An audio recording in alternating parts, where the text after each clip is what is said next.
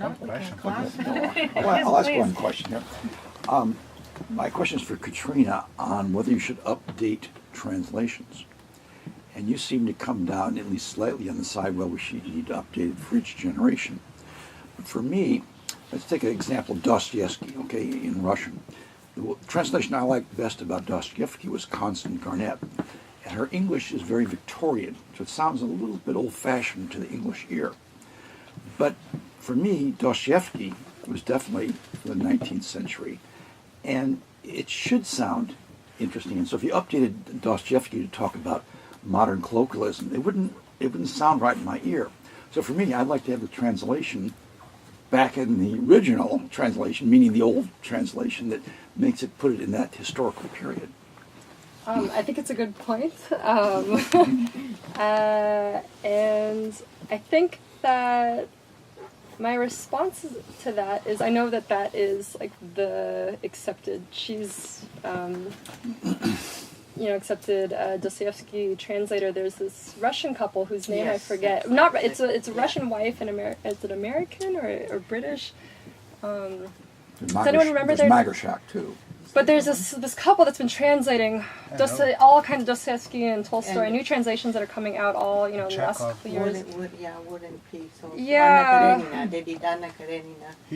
Anna Karenina, right. And so I think that the problem with translation is that you are trying to contain an endless amount of things. I mean, like, languages just contain meaning and connotation and tone and all kinds of cultural references, and so you cannot ever carry all of that over from the original. And so I think, something like an older translation can get that more, perhaps a kind of contemporary tone, contemporaneous to the novel. So, a translation that was made with antiquated English captures that aspect, but it might be missing, whole aspects of the poetry that someone else, another translator, has a feel for. And so it's almost as if to really get to the heart of the original, you need to have all these different translations coming around it. I don't know what that word is mathematically, but just somehow like Venn diagram of translation? Something where, like, when you figure out the location of something by triangulation. Something like triangulation, but you know what I mean? It's like coming around the original from like a whole variety of different perspectives. So Call it global positioning system. right, GPS. GPS, translation by GPS, right. I think that translation in contemporary work, I'm a psychoanalyst, so it's a little bit different. But I was reading Judith Grossman book and translation that came out a couple of years ago, and she's portrayed this idea that the translator in the past was a background figure. Really, some in major text there was not even the name of the translator. No, I think the translator is not becoming more in tune with the translation, but is bringing its own voice. I mean, particularly in psychoanalysis, translating Freud. We are not just translating Freud, but we are giving some kind of new nuances in the translation, so and a new voice in translating that is more unconscious. And I think it's a great pleasure to have a Granta to do the Spanish and the Portuguese that really brings another view to look at the world in a very more complex way, in which we can think in this translation, another way of thinking in some way, in an imaginative way.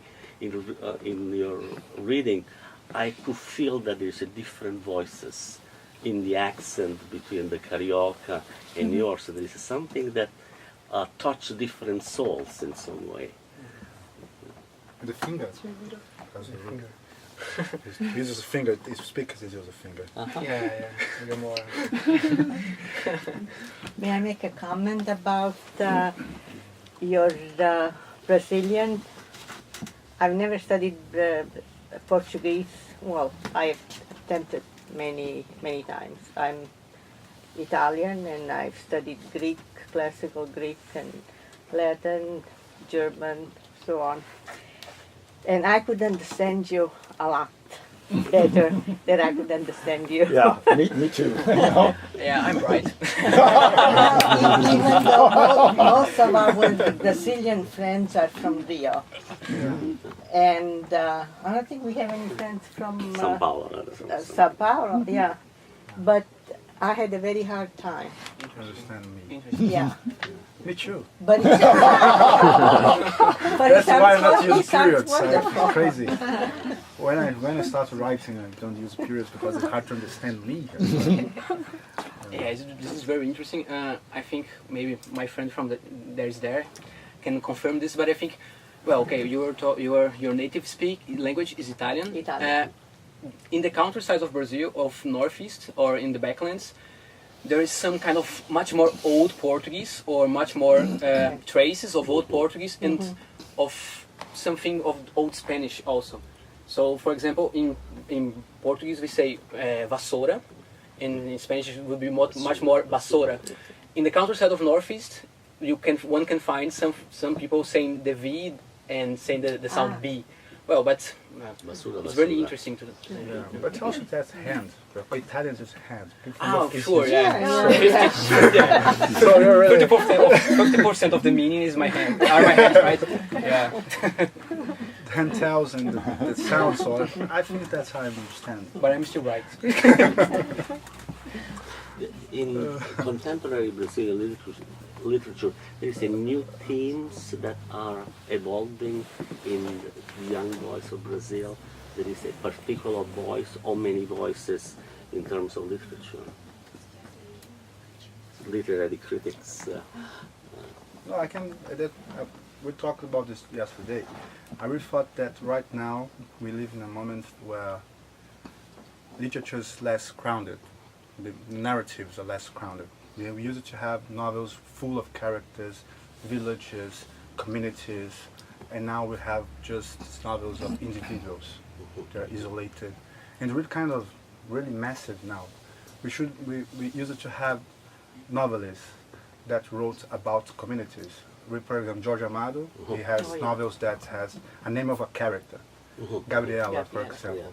And you read the novel, and if you see the amount of pages that Gabriela shows up, sometimes it's just half of the novel, because for something like 10 pages, Gabriela just disappeared because you have other characters, whole populations. I think right now I read, and I have the chance of reviewing 11 of the writers that are here. So the narratives tends to be more kind of introspective and more solitary characters. And there is much more middle class urban experience, I think, especially here in Granta. And we were talking about this yesterday, and I think that this is regarded with the fact that the question of what is Brazil or what is Brazilianness, it's an important topic yet, but it's not the first one in the discussion in Brazilian literature, in contemporary Brazilian literature. So I think that maybe this can be a kind of first explanation that can explain why there's much more individuals, much more stories about individual ones rather than this larger social panoramas. Well. Yeah. And also there's something that I noticed, is that that's kind of blank slate, because we are writing a really unhistorical fiction. Because, for example, 25 years ago, there was dictatorship in Brazil. There's no shadows here. You know, it's just like people are writing from the very beginning, a new grammar, new syntax, new vocabulary, and you really can't see any reference sometimes. I do, because I think that's important for me, but as a critic I see that they write just like our history is a blank slate, and I think that's a necessity of finding new themes and new moments and new characters even, because right now we have characters we didn't have before. Or just kind of existentialist characters. And I also think that contemporary Brazilian literature, I think our generation is talking much more with South America literature and with Mexico literature. I think that there is a much more close dialogue. I'm really seeing this Right, I think Brazilian literature before, say, 1950 was a lot more in dialogue with French and English literature and not really aware of its neighbors. And I think yeah, especially now, I mean, a lot of these writers talking about their influences, you know, writers from Chile, Argentina, Mexico.